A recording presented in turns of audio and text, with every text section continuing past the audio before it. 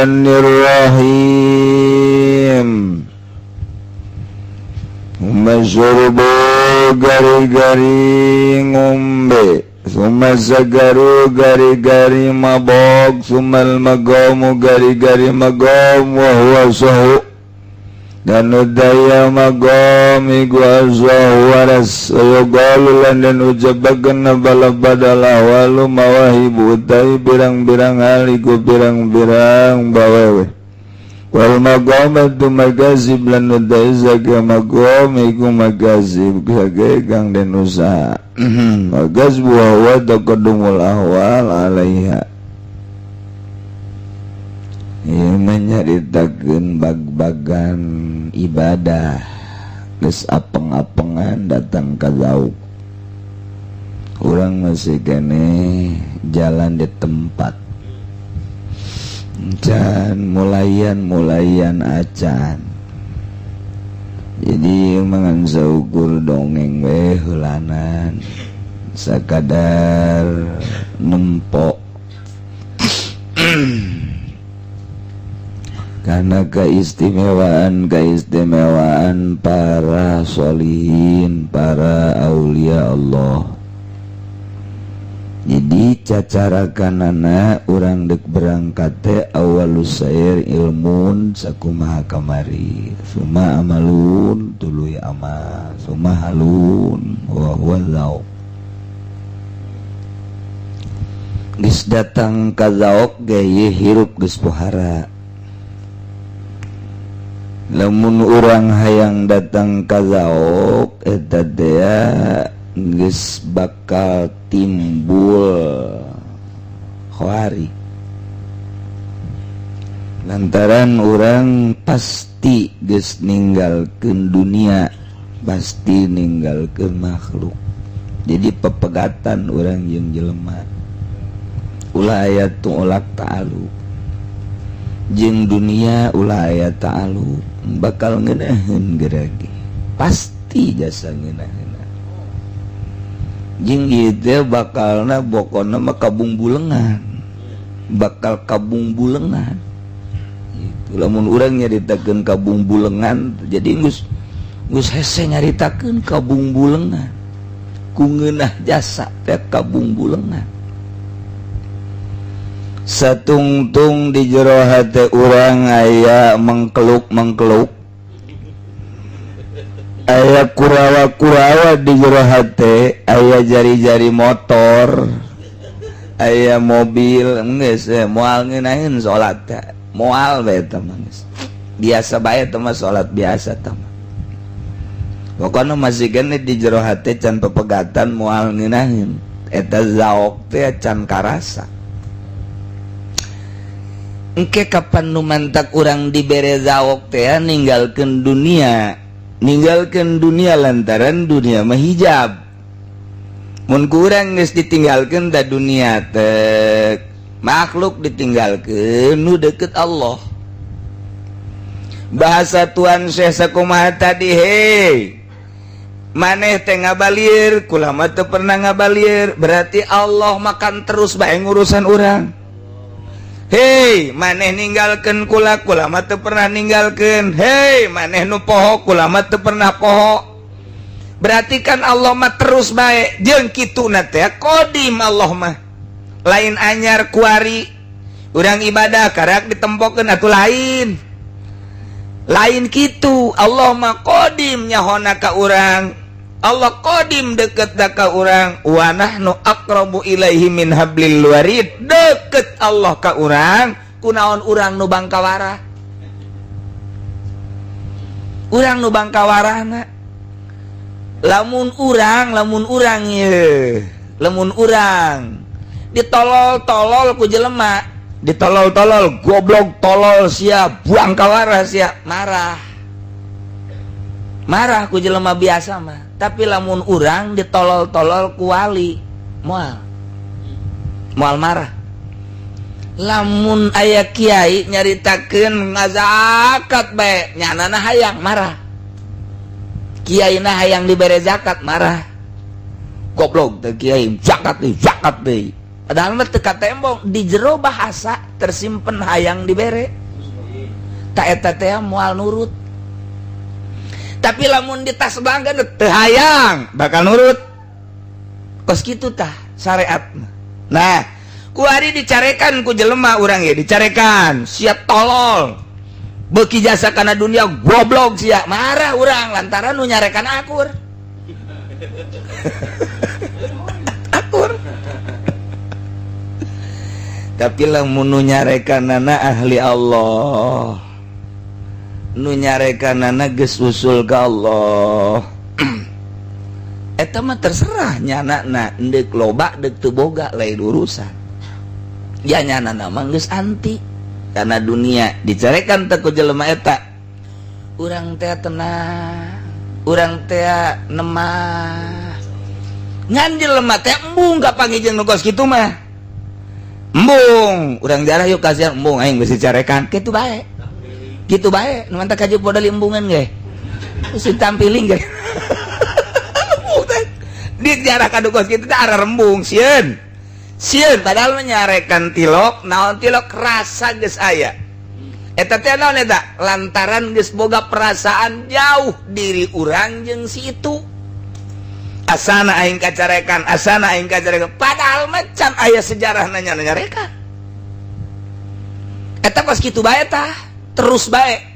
Nah ku ari urang lamun ditita ninggalkeun dunia ku hiji jelema atuh teu nurut tapi lamun jelema geus ngambe bau dunia teh bau dunia teh isin lamun dibongkelekeun hakikatna dunia urang teh bakal isin ku ari kieu aya hiji jelema di pasar kemudian nyana morosotkeun calana haju manehanana ngising eta teh isin nu neuleuh kecuali parawan lain deui geus mah lain deui tempat denok aya hiji jelema morosotkeun calana di tengah-tengah halayak rame di pasar ngising nyana di dinya eta jelema kabeh embung neuleuh hiji embung neuleuh aya aurat nomor kadua aya kotoran nomor katilu pasti meungpeukan irung kabeh jelema teh karar itu kabeh meungpeukan irung embung neuleuh geus liwat malah disingkiran terasing eta jelema lamun morosotkeun calana aurat kadeuleu ngising di tengah-tengah jelema nu loba pasti jelema embung neuleuh bari meungpeukan irung jeung mata embung neuleuh ka aurat irung embung ngambe lantaran aya kotoran pasti nyingkir ta eta teh kos kitu teh mun urang dibukakeun hijab dunia leuwih ti kitu mun urang dibukakeun hijab teh dunia teh leuwih ti kitu pasti ngabiri-gidig urang da kana dunia teh embung jasa ijid jasa gila alabatan eta leuwihna tah lamun encan datang kadinya perasaan urang ieu sangkilang didangsak-dangsakeun sujud datang ka bahar hideung tarang hideung jasa tarang hideung sakumaha kareta api tetep bae moal ngeunaheun ibadah moal ngeunah satungtung encan nganggap dunia kos kitu. Ini pagawean zaok teh lain lalagaan hese ieu perjalanan geus datang ka zaok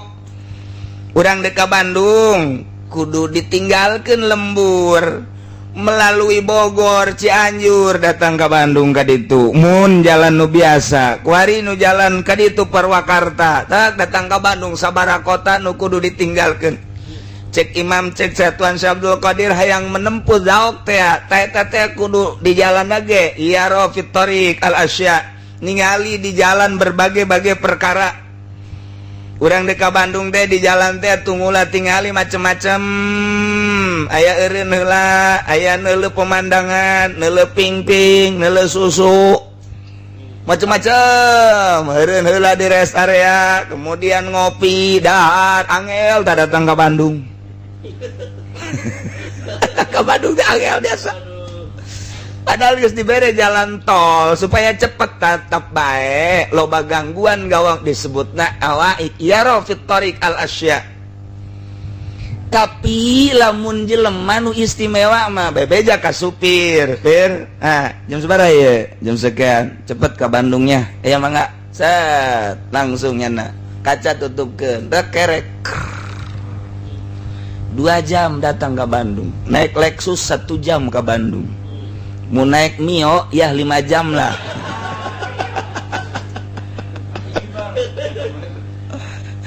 Datang ke Bandung. Truk. Nah, eta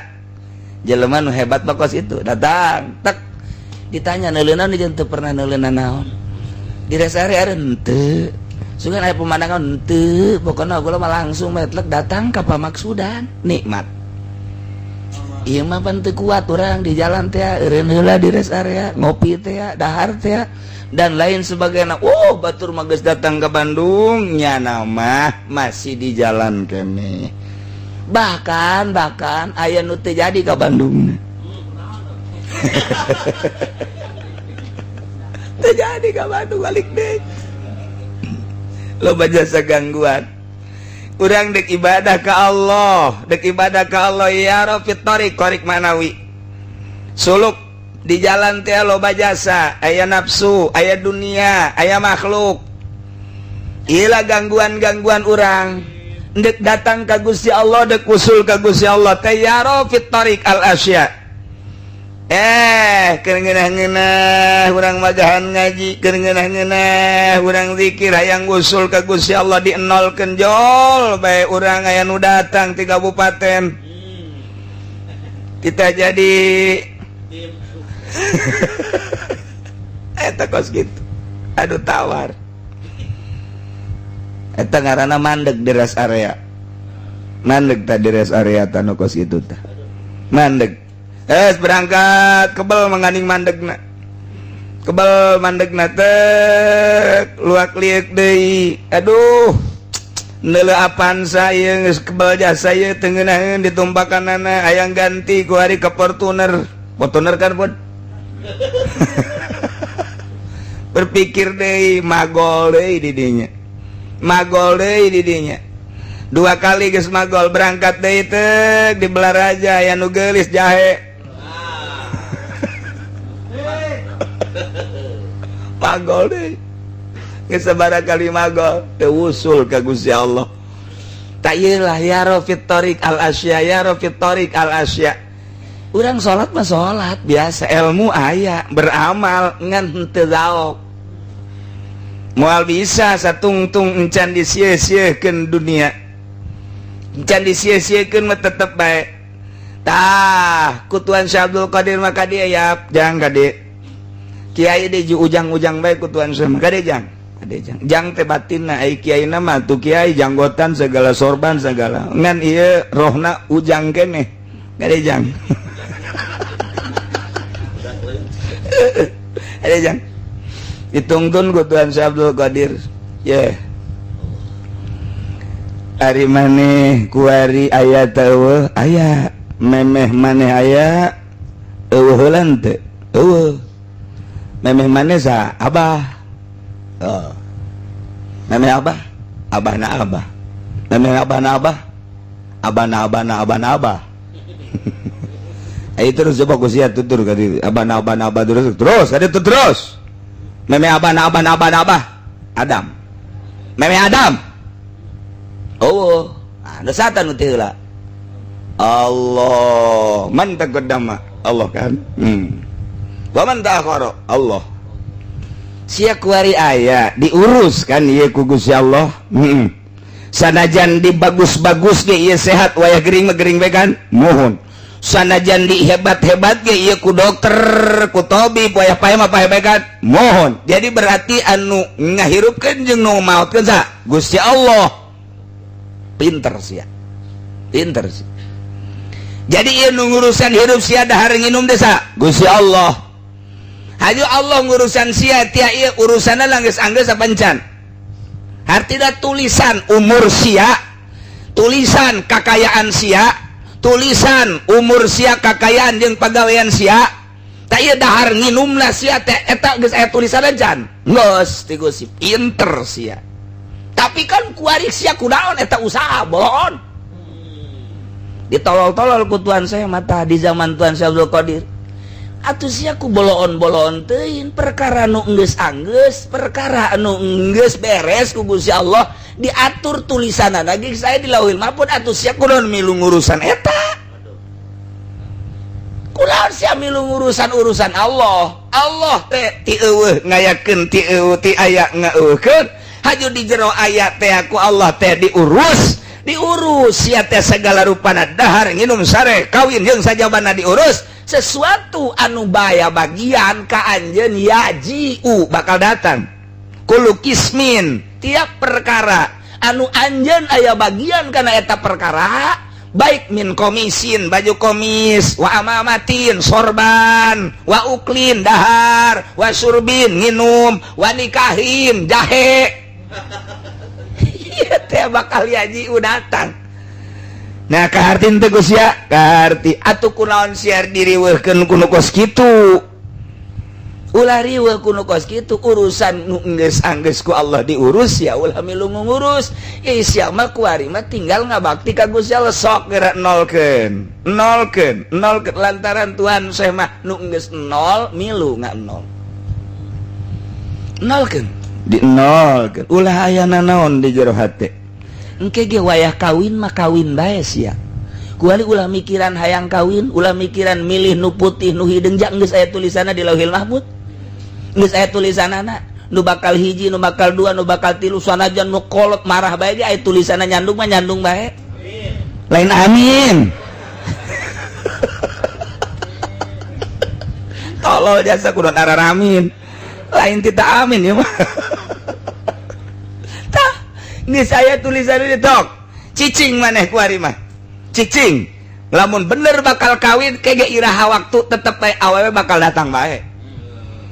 ulah dipikiran kuari mah wayah ngaji wayah ibadah ulah mikiran dahar ulah mikiran nginum ulah mikiran pake andai kata anjeun bakal make sorban nu bagus geus aya tulisanna di Lauhul Mahfuz teu kudu dipikiran henteu kudu dihayangan henteu kudu diusahakeun kege sorban datang sorangan komis maneh resep kana komis resep etalah nu ngaganggu antara maneh ka Gusti Allah hijab resep teh hijab aya resep kadua salian Allah etalah nu ngahijab ka anjeun padahal mah teu kudu diresep-resep mun tulisanana komis eta bakal ka anjeun bakal datang bae ka anjeun ku kumaha ge ulah dipikir nu kos karatu mah baju komis ulah dipikir amamah sorban teh ulah dipikir dahar ulah dipikir nginum ulah dipikir mun geus aya tulisanna bakal datang yaji datang bae sok kuari mah ibadah we geus geura ka Gusti Allah sok teu kudu meta di gunung teu kudu meta di leuweung cek Tuhan Syekh Abdul Qadir cukup di pondok kula cukup di pondok teu kudu ka gunung teu kudu ka leuweung Allah nu diibadahan di gunung Allah eta Allah nu diibadahan di leuweung Allah eta Allah nu diibadahan di imah urang Allah eta Allah nu diibadahan di lapangan Allah eta Allah nu diibadahan di kota Allah eta Allah nu diibadahan di pondok Allah eta bae Allah nade ka mana ge kunaon hese-hese amat neangan tempat di pondok cukup geus pegatkeun kuari urusan dunia pegatkeun kuari urusan makhluk geus bae maneh ka Allah bae geura ge bakal nikmat mulai dituduh-tuduh kitu ku Tuhan Syekh geus dipegat-pegatkeun sorangan heula satungtung encan bisa maneh ulah ngalayanan jelema satungtung encan bisa hirup maneh geus ulah aya pukuran pikiran naon sok bae geura ka Gusti Allah mulai geus ka Allah keun bae teng eueuh nu mere dahar kuru kan nu mere nginum eueuh dahar kuru ketengkeun Tuhan Syekh Abdul Qadir ngadaharna daging hayam malulu bakakak haju dihareupeun nyana deui kadeulean pansial biasa atuh pansial aya murid teu meunang dahar aya nyana dahar bae eta teh keur nyoba datang ka mana nafsu sia ya aing mah geus teu hayang jeung tuan teh ngan ketika aing dihareupeun sia sebagai guru kadeleuna memewahan inapsu sia datang ka mana mun sia teu percaya ka aing endeu ka mamana ge sia ngaguru moal beres ya kudu percaya ka guru mursyid mah lamun aya saeutik bae teu percaya moal tamat kajen ting jujung kelan moal tamat ilmu batin mah kos kitu percayakeun heula 100% cek tuan teh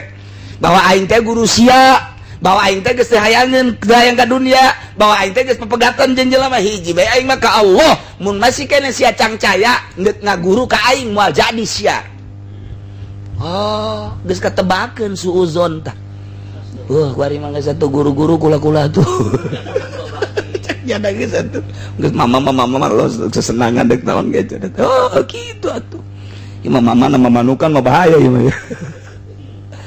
kuari mulai ibadah teng dididik sabulan 2 bulan mulai lepas tina dunia mulai lepas tina makhluk nafsu geus tadi kitu kene setan melalui tuntunan Tuhan Syah Abdul Qadir ngeunaheun asa aya Gusti Allah nu kamari mah asa aya di luhur Gusti Allah teh salah kamari asa aya di hareupeun salah kamari ieu mah asa aya di dampingan urang salah keneh kuari mah asa aya di diri urang wa nahnu aqrabu ilaihi min hablil warid kamana bae asa barang jeung Allah wa huwa ma'akum aina ma kuntum terus tah eta tadek meunangkeun eta dek menangkeun rasa eta zaok karana supaya karasa deket na Gusti Allah jeung urang engke urang isin supaya karasa babarengan na Gusti Allah jeung urang di Allah Gusti teh pan ka urang teh nyorot kudrat jeung irodatna eta teh supaya karasa kuari mah geus karasa geus kanyahoan ku Tuan Syekh kuari ulah di pondok cek Tuan Syekh coba di jalan salat akur salat di jalan Allahu Akbar salat di sisi jalan jeung salat di pondok akur ya Allah na eta keneh mere zaok teh kos kitu sok geus pindah kuari mah salatna di lapangan Allahu Akbar akur bae sok kuari salat di kota di paramean Allahu Akbar akur bae coba di tempat zina di tempat WTS maneh salat atuh batur-batur engku gannya namanya bae Allah lamun geus datang ka zaok nikmat teu pangaruh nemantek Mama Bakri jang cek Mama Bakri coba takol bedug zohor takol duduk nyana salat Allahu Akbar akur bae artina gandeng kemudian atuh ayeuna mah teu gandeng akur jaka Allah ieu teh kos kitu mah leupas panceli urang malah ngagandeng weh budak gandeng ngaganggu sia goblok tolol jasa aing geus salat sia kadanan ngamamu mah tuluh ulah gandeng eta teh beres kos kitu teh can jadi teh salat kos kitu Ki Astari Cakung Ki Astari Cakung mah panjana mah TV radio loba di mana-mana magrib disetel kabeh kunyana Ki Astari Allah yarham Cakung terus we disetel radio televisi kabeh nyana salat Allahu Akbar aya nu tukang ngagitar kade ceng gitarna nu kenceng ngagitar nadinya Allahu Akbar teu pangaruh nyana mah geus beres salat nyokot cai radio dibere cai ku nyana tah nginung ulah gandeng we cek nyana teh bisa capek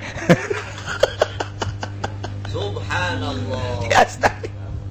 ieu jelema-jelema nu kos kararitu teh tanu geus usul engke bakal khawarik zaok aya rasa geus teu maelu ka jelema dek kumaha teh dek kumahanya namanya bae jeung Allah aya hiji kanikmatan tina ilmu kana amal kana hal eusina zaok moal bisa tadaok mun masih kene urang pabeulit jeung dunia moal bisa tadaok urang mun masih kene pabeulit jeung manusia ke urang geus eueuh nu kos kararitu urang geus bere daok balik deui dititah urang balik deui jelema teh dititah dawa amar ma'ruf nahi munkar ketika geus ngarasa boga daok lantaran engke kadituna mun nyana pidato mun nyana caramah geus teu daekeun ka amplop teu hayangeun amplop jang naon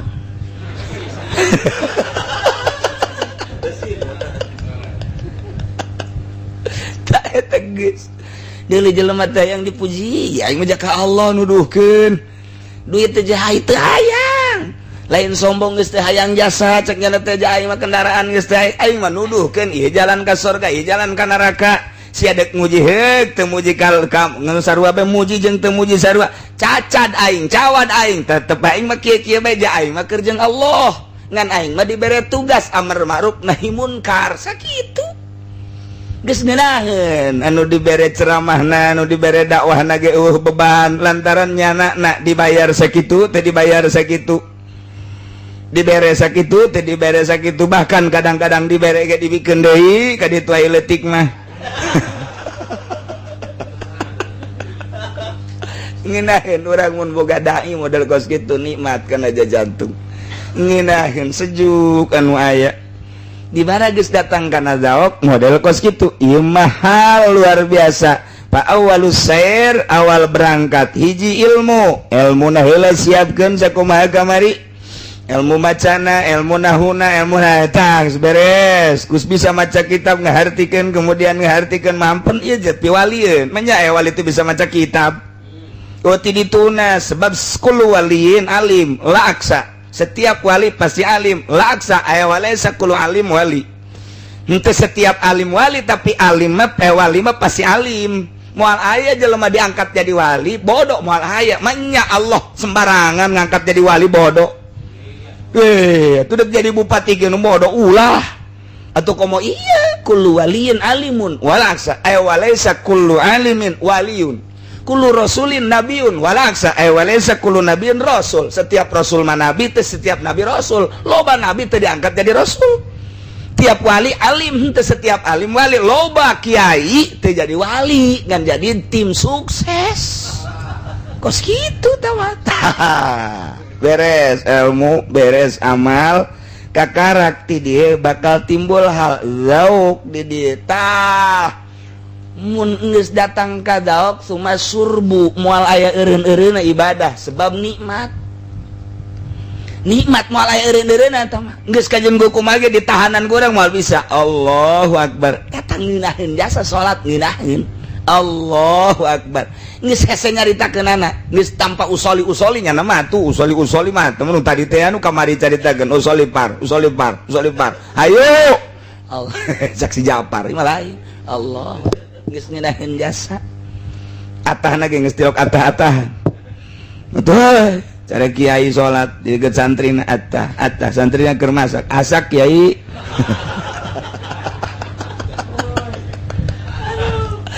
teu mah ku ngeunaheun geus nya ngahiji teh menyati tanu mandak eta mah disebut teh kitu naon ngaranna tunggal teh diulah-ulah ge kitu bae ngan ulah sote nyaritakeun di luar ngaji kita teh teu meunang urang teh nyaritakeun kos itu bahwa urang ngahiji jeung Gusti Allah teu meunang nyaritakeun kitu sebab Allah mah mukhalafah lil hawadis Allah mah khaliq urang mah makhluk kecuali keur kieu urang nyaritakeun kululumpatan ka mamana ge wali mah kos kitu wahdatul wujud ja eueuh nu wujud kecuali Allah hiji kuari urang naon aya kadenge engke mah lamun urang diangkat jadi wali eueuh nu mantak Baitullah kadeuleu ge atuh bray bae ja eueuh ieu mana naon ge hayang neuleuh naon bae disingkapkeun kadeuleu oh ternyata reum bae buluna atuh asal geus disingkapkeun bae ge ja eueuh ieu mah kalangkang nu kos ge mah Baitullah dideketkeun dideleukeun masyaallah geus lain hiji teh geus hatta per detik ieu atuh aya kene nu geus kararitu teh ji atuh eueuh ieu mah nu aya wujudna Gusti Allah nyanana geus wahdatul wujud teu meunang tak urang nyaritakeun wahdatul wujud sasar Syekh Siti Jenar teh nyaritakeun wahdatul wujud pewak pencit teu bisa ngan lamun keur carita kawalian moal kaluar ti wahdatul wujud pasti ka dijad deui sok ndek berbagai thariqah nu mana Rifaiyah, Syafi'iyah, Hanafiyah, Utsmaniyah, Tijaniyah, Qadiriyah, Naksabandiyah kabeh ujung-ujung nama wahdatul wujud ngan teu meunang dicaritakeun mun lain keur ngaji perjalanan teh ge ngahiji jeung Gusti Allah urang teh tuh lamun geus carita ngahiji atuh hese sebab tadi teh wa nahnu aqrabu ilaihi min hablil warid kadituna wa huwa ma'akum aina ma kuntum aturan saya hudang hees teh asana kapanggih asa babarengan jeung Gusti Allah isin kadituna nikmat bae salat nikmat, puasa nikmat, ngaji Quran nikmat, geus ngeunah ka dituna. Engke maka dituna kumahanyana bae salatna ge, puasana kumahanyana, maca Qur'anna kumahanyana. Naon sebabnya nangis usul syariat eta lain berarti ditinggalkeun ngan nyanana keur aya di awang-awang. Geus nikmat bae kumahanyana bae, geus kadeurina ku urang kadang-kadang atuh teu salat-salat. Kadeurina kadang-kadang ku urang atuh maca Quran seserian, kadang-kadang atuh kadeurina ku urang maca Quran teu salat teu ngalamun bae mikiran apaan sa. Saya jawab keur boga rasa ngeunah dementak atuh Ki Hairun teh boga santri sanggeus boga santri titah baralik nyanana dagang tauco. Coba eta mana aya kuari mah buku pamflet digedean menerima ajaran baru, mahasiswa baru. Kuari mah itu mah teu baralik santri keur mujina loba nyana dagang tauco make tuduk. Terus ka unggal kampung kiai kabeh muridna ngaromong nanaonan kiai dimulia-mulia ku Allah enda dagang tauco seuri bae nya teh kaharti buku keur nikmat nya teh kos kitu keur nikmat keur jeung Allah. Loba nu ngomong teh bae aya hiji jelema nu ngomong kiai lah tuh maning magahan ngaji deui daripada kikituan mah.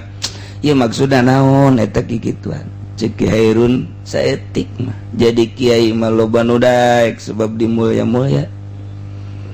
Ku sebab dimulya-mulya harayang jadi kiai dicium leungeunna, dibere, di amplopan, geus pokona mah da ngaji, diondang, dipapageun mun mobil jorembung. Bagus kos kitu kan pud kan? Gitulah tak kitu.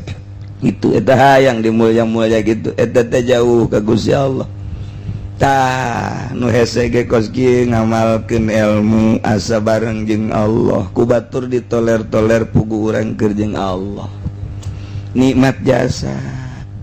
lain dagang ieu mah ngan sakar kadeuleuna bae ja teu butuh kana dunia cek Hairun. Lain dagang deuk naon dagang mah tuh mending di imah dagang nu gede di modalan henteu ieu mah. Ieu mah sakadar supaya kadeuleuna bae teh kakarak tah si murid eta nutur-nutur hayang. Ai maneh hayang mah hayu ulah loba omong nya geus aya hayang mah ti dieu mimitina di tarekat mah kos kitu lain diumumkeun siapa yang mau masuk thariqah sini sama saya pakai impak.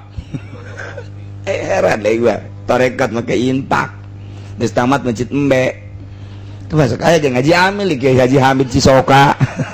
Kos kitu. Ya iyalah nya ilmu kemudian amal ieu sakadar carita ilmu kawalian mah kos kitu lantaran ieu mah urang keur ruhani geus eta ta dunia nu tadi bau teh tah urang mah kok ngambeuna seungit bae kadeuleuna jore dunia kok ku urang mah agreng bae berarti urang jauh jasa jeung Gusti Allah. Engke aya tandana kiai anu geus anti dunia aya alamatna jelema lain kiai saha bae anu geus anti dunia aya tandana BHSG aya tandana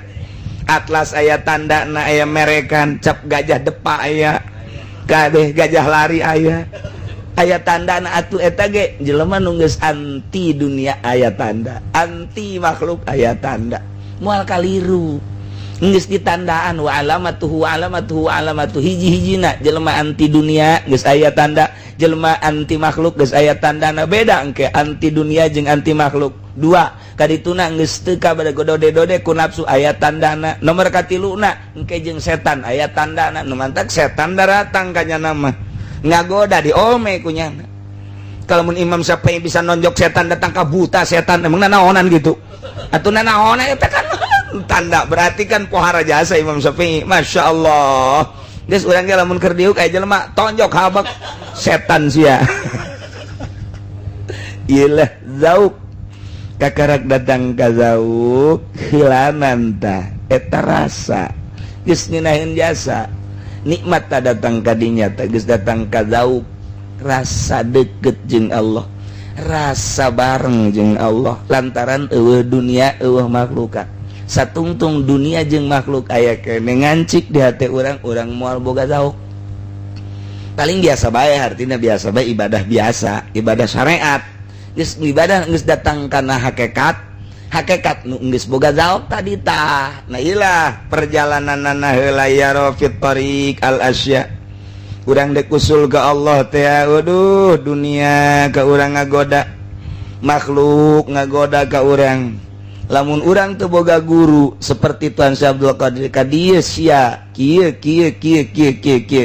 hese kajian kumaha ge sebab urang endeup pepegatan jeung makhluk tapi pepegatan teh batin doang zahir biasa bae deuk pepegatan jeung dunia batin urang pepegatan jeung dunia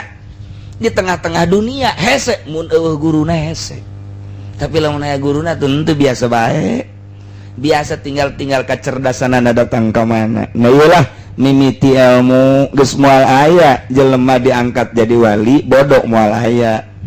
Sebab ieu mah piwalieun mah kudu pinter heula. Nomor kadua amal moal aya seorang wali teu beramal. Kecuali geus datang ke geus usul mah lain deui lantaran ngarasakeun nikmat nanyana. Ngarasakeun nikmat geus hese bae ngarasakeun sebab sanajan diuk bareng lain alam. Diut bareng lain alam itu mah alamna alam kana dunia nu ieu mah alam ka akhirat nu ieu mah alamna alam ka makhluk ieu mah alam ka khaliq atuh beda kajeun teh ngarendeng ge beda alam geus beda rarasaan geus dina nikmat ieu lah zauk jadi kasimpulanana tina ilmu naek kana amal dihijikeun ilmu jeung amal lamun urang meta bisa di jalanna yaro fit tariq al asya tapi kadituna yaslam di jalan neulu macem-macem tapi kadituna salamat ialah wusul ilallah hendak aya jelema naik mobil sama mobil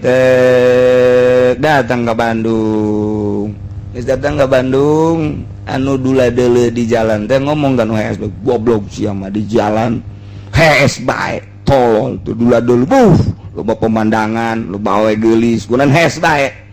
eta di dunia mah bener tah heuh nya aing padahal mah nurut teh Allah mah tuh hebatan nu hes mah aman matana tina dula-deuleu maksiat tapi ieu mah panta dula-deuleu maksiat tak eta nu dula-deuleu maksiat bisa nyarekanan kana bener hayu coba tibalik itu nyana nu dula-deuleu pan maksiat nya maksiat nya asa bangga nya asa sohor nyarekanan nu bener tah eta tepang tolol-tolol aja lemah urang mah panas haeu bae sia mah hes bae di jalan teh teu dula-deuleu loba naon boleh diajak deui sia mangke ku aing geus kitu tah nya aing mah hes bae pugu aman nya mah hes bae aman tah hes bae mantak Gus Dur mah sabarwa teu buta ngan bubutaan bubutaan teu buta tanda teu butana naon deuleu di kamarna hikam ambalayah bae tupah ambalayah bae hikam ambalayah di kamarna lamun nyana buta atuh jam moal aya ambalayah kitab ai urang mah pan beunta tapi buta sebab eueuh kitaban di jerona urang atuh beda kan jeung Gus Dur nah urang eta nyana mah atuh bubutaan bae ngamankeun tina maksiat ieu mata ngamankeun geus nya naik mobil atuh keur meeting ge nya mah kerek keur meeting keur musyawarah keur naon kitu ngaranna keur kukumpulan tuh kerek bae nya mah kerek lah kadege deui ku batur kerek biasa tapi ngan bedana nya mah kerek di hudang ditanya nyamuk aya Habib Rozak mah kerek ditanya atuh henteu